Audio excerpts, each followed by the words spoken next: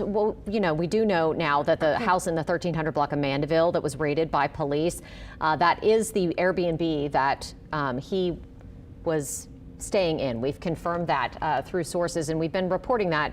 But it was raided it is the suspected rental that was used by Jabbar. Authorities have confiscated some things there, suspected explosives and bomb-making material. That makes sense given that we've seen such a huge ATF presence there. In addition to that, there was a fire at that location. See, there's an ATF PIO at the scene who was there earlier today. Huge numbers of federal investigators out at that scene, many of them obviously wearing vests and protective gear. But there was a fire at that Airbnb that started about 2 hours after the initial terrorist incident.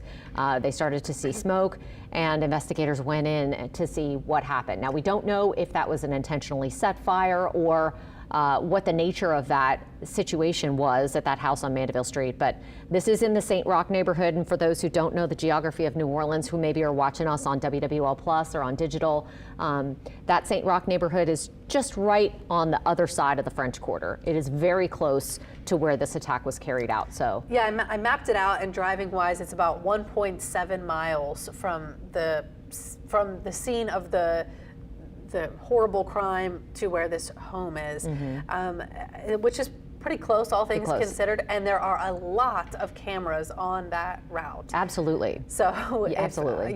There is very, very likely to be a lot of video of this truck making its way from St. Roch to Canal Street. Yes. Now, we do know that investigators have been combing through that video. We've heard from our law enforcement sources throughout the day that that is a key piece of this investigation, that there may be a situation where they saw some people putting coolers in different locations in the French Quarter that may have had remote detonated capable improvised explosive devices in them.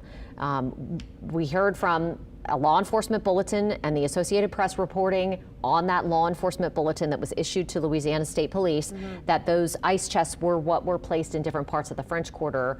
We know from the FBI that there were 2 improvised explosive devices found and neutralized before they were able to explode. In addition, we believe that there were pipe bombs and other weapons found on the actual truck itself.